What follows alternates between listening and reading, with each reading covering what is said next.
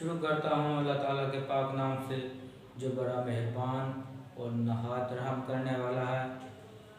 खुदा का जिक्र करे और ज़िक्र मुस्तफ़ा ना करे, खुदा का जिक्र करे और ज़िक्र मुस्तफ़ा ना करे, हमारे मुंह में हो ऐसी ज़ुबान खुदा ना करे। जी तलबत आज हम फर्स्ट ईयर की नज़म दोम नात की तशरीह समझेंगे। बोर्ड पैटर्न के मुताबिक ये सवाल नंबर 2 होता है और जुज़ अलफ होता है। जुज़ बे गज़ल पर मुश्तमिल होगा। तो सबसे पहले हम शायर का तारफ़ देखते हैं। ये माहिर कादरी का असल नाम मंजूर हुसैन था। ये माहिर कादरी की लिखी नज़म नात ऐसी नज़म जिसमें नबी पाक सल्लल्लाहु अलैहि वसल्लम की तारीफ बयान की जाए। कादरी कलाम शायर हैं, जो कहना चाहते हैं आसानी से कह लेते हैं। इनको शेर गोई पे मुकम्मल अबूर है, महारत है। गज़ल, गीत, कौमी और मिली नज़में, अफसाने, खाके, सीरत अफसाने और सफ़रनामे इन्होंने लिखे हैं। तो ये शायर भी हैं और नस्र निगार भी हैं। ये इनकी अहम तसानीफ है। नगमात माहिर, ज़िक्र जमील, तिलिस्म हयात, कारवान हयात, आखिरी रसूल सल्लल्लाहु अलैहि वसल्लम, दुर यतीम और याद रफ्तगां, ये इनकी अहम तसानीफ हैं, इनकी किताबें हैं। 1906 ईस्वी इनकी पैदाइश है और 1978 ईस्वी में इनकी वफ़ात हुई है। सबसे पहले आप शायर का नाम लिखेंगे, माहिर कादरी मुकम्मल नाम लिखेंगे। पहले लेक्चर में भी मैं ये बातें बता चुका हूँ कि शायर के नाम का एक नंबर होता है। फिर आप नज़म का अनवान लिखेंगे। नात है, इसका भी एक नंबर होगा और बाकी 2 शार नज़म के 4-4 नंबर पर मुश्तमिल। इस तरह मजमूई तौर पर ये 10 नंबर का नज़म का हिस्सा होगा। अगर आपके पास किताब है तो पहला शेर देखें। इसमें 74 पेज नंबर है जो मेरे पास किताब है। तो नात में नबी पाक सल्लल्लाहु अलैहि वसल्लम की तारीफ बयान की जाती है। तो मकसद तख्लीक है तो हासिल ए माँ, जो तुझसे गरेज़ां वो खुदा से है गरेज़ां। मकसद तख्लीक का मतलब तख्लीक करने का, ये दुनिया बनाने का मकसद। और गरेज़ां से मतलब है कि जो आपसे दूर हो गया, जिसने आप सल्लल्लाहु अलैहि वसल्लम की इताअत ना की, जो आपसे गरेज़ां है, दूरी इख्तियार की, वो खुदा से है गरेज़ां। गरेज़ां का मतलब दूर हो जाना, इताअत ना करना, बात ना मानना। इसकी तशरीह समझते हैं हम कि अल्लाह ताला ने ये कायनात बनाई, इस दुनिया को तख्लीक किया, तो उसका एक मकसद था कि आप सल्लल्लाहु अलैहि वसल्लम की ज़ात अगर ना होती तो आप अल्लाह ताला जो है ये दुनिया तख्लीक ना करता।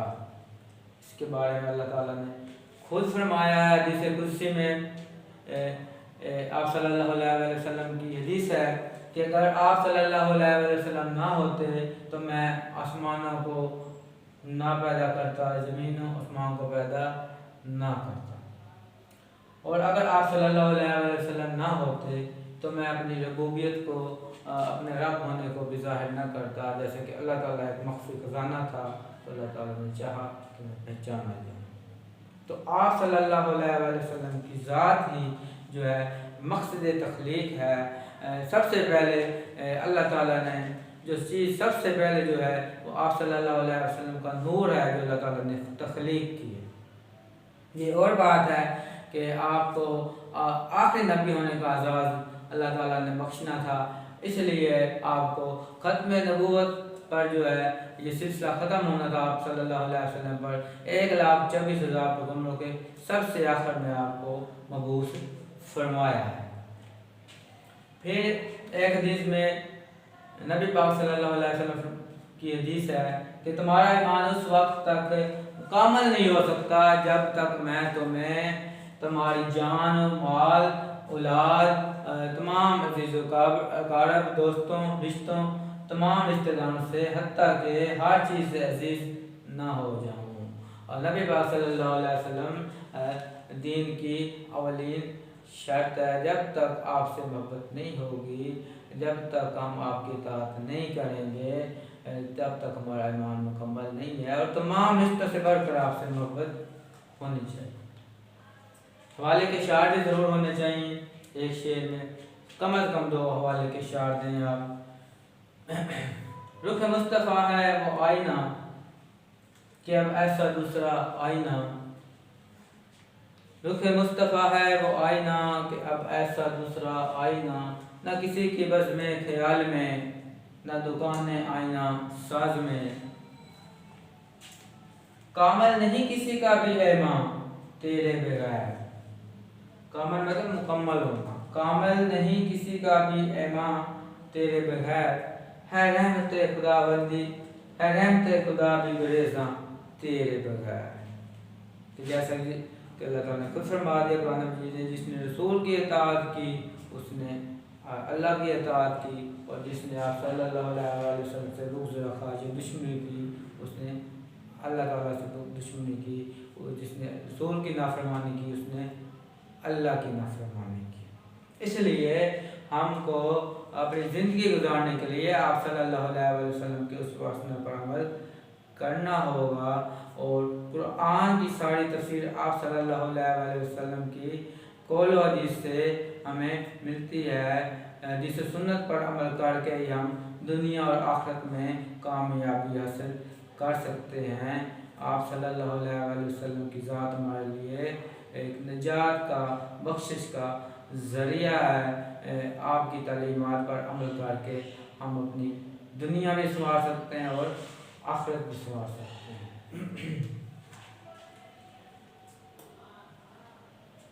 उम्मीद है आपको पहले शेर की समझ आ गई होगी। 2 से 3 लाइन का आपका मफ़हूम होना चाहिए। मुख्तसर मफ़हूम लिखने से एक अच्छा तासर पैदा होता है।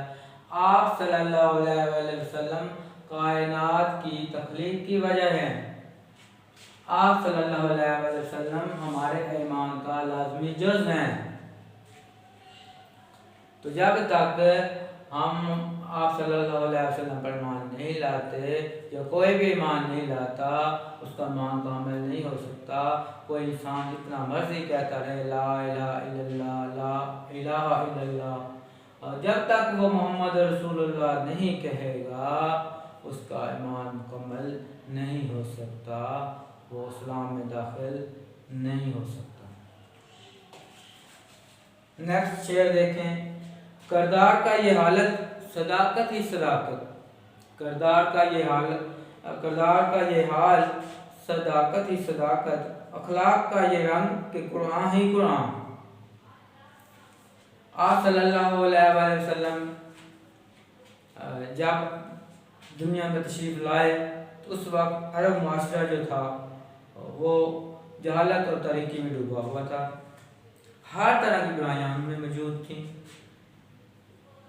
डाकाज़नी आम थी, झूठ भी बोलते थे, बुतों की पूजा भी करते थे, यहाँ तक कि बच्चियों को जिंदा दरगोर कर दिया जाता था। औरत के कोई हुकूक नहीं थे। शराब नोशी, जुआ और सूद जैसी बुरी जो आते हैं ये आम थी। तो इस माहौल में भी आप सल्लल्लाहु अलैहि वसल्लम का बचपन जो है तमाम बुराइयों से पाक था। यहाँ तक कि आपको उस वक्त भी सादक और अमीन के लक़ब से पुकारा जाता था। आपने हम लोगों के दरमियान जो एक अरसा गुजारा वो जानते थे कि आपने कभी झूठ नहीं बोला, आपने कभी किसी की हक तलफी नहीं की, आप में कोई ऐसी बुराई नहीं थी कि कोई आप पे उंगली उठा सकता। इसलिए शायर ने कहा है, करदार का ये हाल सदाकत ही सदाकत, आपके दुश्मन भी गवाही देते। अबू सुफियान जब वो हिज्र हबशा के वाक़या पे वहाँ पे नजाशी ने पूछा तो आप सल्लल्लाहु अलैहि वसल्लम के बारे में खुद कहता है कि ये सच्चा और रास्तबाज है, लेकिन आपका मज़हब नहीं मानते थे कि हम अपने आबा व अजदाद के दीन को किस तरह छोड़ दें। तो आपका एक किरदार उनके सामने था, अखलाक का ये रंग के कुरान ही कुरान। तो ये नहीं है कि खुद दूसरों को कहा और खुद अमल नहीं किया, पहले खुद अमल करके दिखाया, फिर दूसरों को उसकी नसीहत की और वो काम करने को कहा। और किसी भी बात की तासीर तब ही होती है जब इंसान खुद भी उसका अमली नमूना पेश करे। और तुम्हारे लिए इरशाद रब्बानी है और तुम्हारे लिए रसूलुल्लाह सल्लल्लाहु अलैहि वसल्लम की ज़िंदगी में बेहतरीन नमूना मौजूद है। ये मैंने आयात भी यहाँ लिख दी हैं, हवाले के इशार भी लिख दिए हैं। फिर आप सल्लल्लाहु अलैहि वसल्लम का ये इरशाद है, हदीस नबवी है, मुझे बेहतरीन अखलाक की तकमील के लिए भेजा गया है। तो आप सल्लल्लाहु अलैहि वसल्लम एक अमली नमूना थे। तमाम काम जो है बासियत ताजर, बासियत मुअल्लिम, ख़ानदान के सरबराह की हैसियत से, एक सालिस की हैसियत से, एक मुंतज़म की हैसियत से, एक ताजर की हैसियत से, तो किसी भी शोबा ज़िंदगी से मुतल्लिक़ कोई मामला हो तो आपकी ज़िंदगी से रहनुमाई हासिल होती है।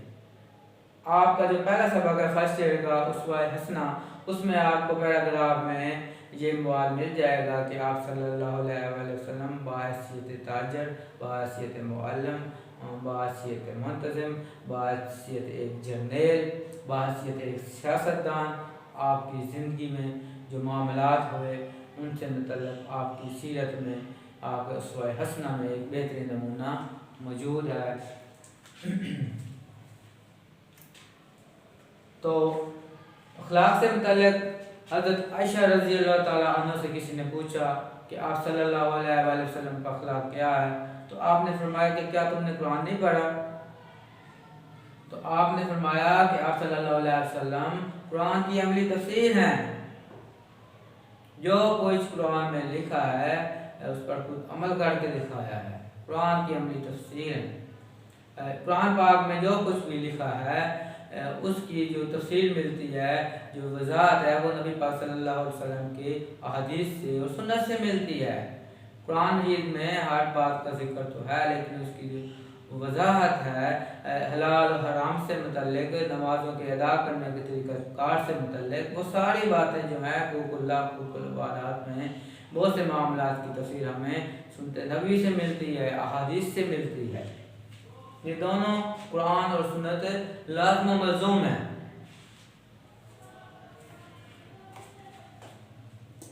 ये आपको समझ आ गया होगा, उम्मीद है ये शेर भी। तो नेक्स्ट शेर देखें। क्या नाम है शामिल है जो तकबीर व अज़ा में, क्या नाम है शामिल है जो तकबीर व अज़ा में, इस नाम की अज़मत के हैं कुर्बान कुर्बान दिलो जान। तो आप सल्लल्लाहु अलैहि वसल्लम का नाम अल्लाह ताला ने अपने नाम के साथ जोड़ दिया।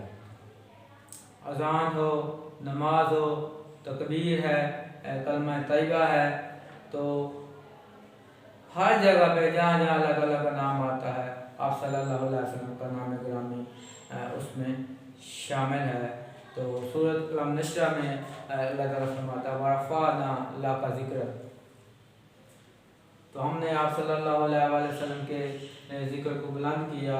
ये मैंने शायर में भी ये लिख दिया है कि वो वजूद हस्ती मौजूद जब तक, वजूद हस्ती मौजूद जब तक, आप खैरुल बशर हैं तब तक, हुक्म रब्बी ये पहुँचा सब तक, वरफ़अना लका ज़िक्र, वरफ़अना लका ज़िक्र, मतलब हमने आपके ज़िक्र को बुलंद किया। तो फर्श पे भी आप सल्लल्लाहु अलैहि वसल्लम का जिक्र होता है और अर्श पर भी आप सल्लल्लाहु अलैहि वसल्लम पर अल्लाह और उसके फरिश्ते दुरूद सलाम भेजते हैं।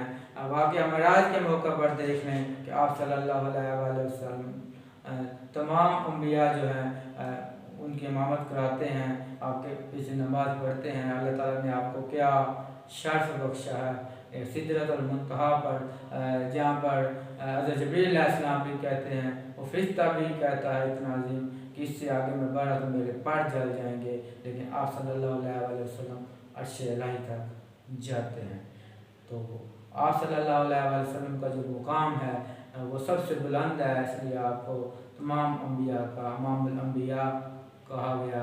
आप तमाम अम्बिया के सरदार हैं और रोज़ महशर भी आप सल्लल्लाहु अलैहि वसल्लम को ही वो शफाअत का जो शर्फ है वो दिया जाएगा।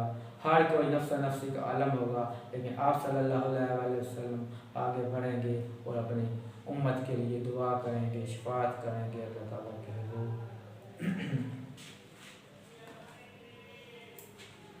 तो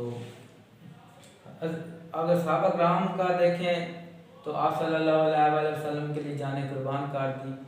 गज़वा बदर में देख लें, गज़वा अहद में देख लें कि जब दुश्मन ने पत्थर बरसाए तो किस तरह आपके घेरा डाल लिया और आप सल्लल्लाहु अलैहि वसल्लम के दंदान मुबारक शहीद हुए।